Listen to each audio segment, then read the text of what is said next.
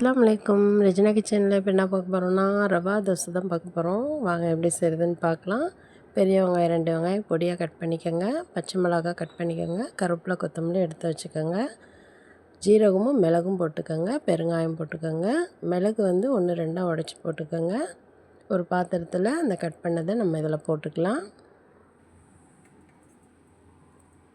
அந்த மிளகு, ஜீரகம், பெருங்காயமும் போட்டுக்கலாம்.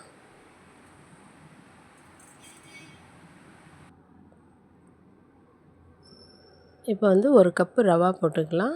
நீங்கள் எதில் அளக்குறீங்களோ அதிலே எல்லாத்தையும் அளந்துக்கோங்க.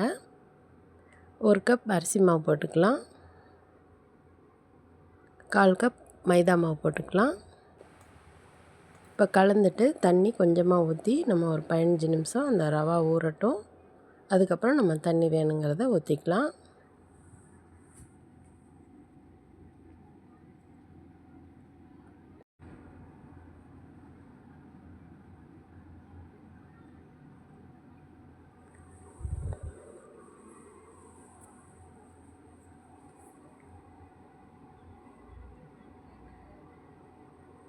இப்போ வந்து நல்லா ஊறிடுச்சு ரவா.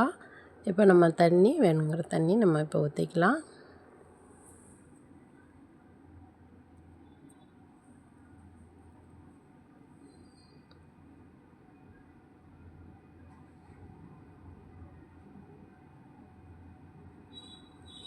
தண்ணி ஊற்றிட்டு நம்ம உப்பு போட்டுக்கலாம். உப்பு போட்டு நல்லா கலந்து விட்டுருங்க. இப்போ வந்து இந்த மாதிரி தான் இருக்கணும். ரவா தோசைன்னா கொஞ்சம் தண்ணியாக மாவு இருந்தால் தான் நம்மளுக்கு ரவா தோசை ஊற்றினா நல்லா கிறிஸ்பியாக வரும். இப்போ கல்லை அடுப்பில் வச்சு நல்லா சூடாகணும். இந்த மாதிரி ஊற்றிக்கோங்க. சாதா மாவு மாதிரி ஊற்ற வேண்டாம். அப்படி ஊற்ற முடியாது. இந்த மாதிரி ஊற்றினீங்கன்னா நல்லா மெலிசாக நல்லா கிறிஸ்பியாக வரும். நெய்யும் ஆயிலும் ஊற்றிக்கோங்க. இப்போ வந்து நல்லா ரோஸ்ட் ஆகிடுச்சு. இப்போ திருப்பி போட்டுக்கலாம். நல்லா செவந்து வரும் அந்த மாவு. இப்போ பிளேட்டில் வச்சு காமிக்கிறேன்.